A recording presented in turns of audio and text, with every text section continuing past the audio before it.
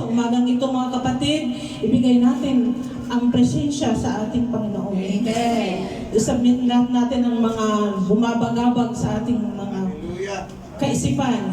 Dahil sa umagang ito, sa Kanya lang tayong manampalataya.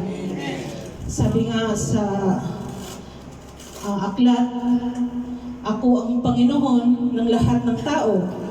Kung sino man ang lalapit sa Kanya, ay hindi niya ito itataboy, kundi Kanyang yayakapin at bibigyan ng buhay na walang hanggan. Hallelujah. Kaya kung tayo na yung mga suliranin, lumapit lang tayo sa Kanya dahil Siya ay nandyan para sa atin. Amen. Hallelujah.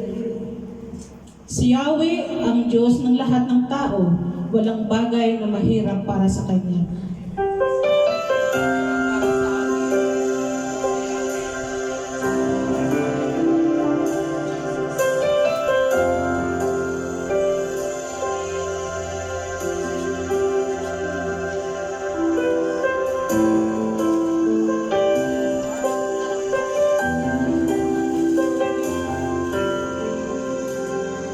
Sa aking kailangan,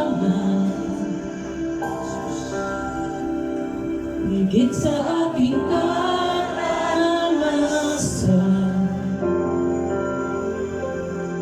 higit sa aking isipin, ay kaya mong gawin, higit sa aking kalakasan.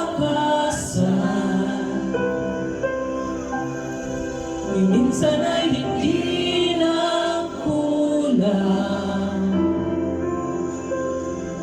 higit sa aking isipin, ay kaya mong gawin, higit sa aking kailangan, higit sa aking karanasan.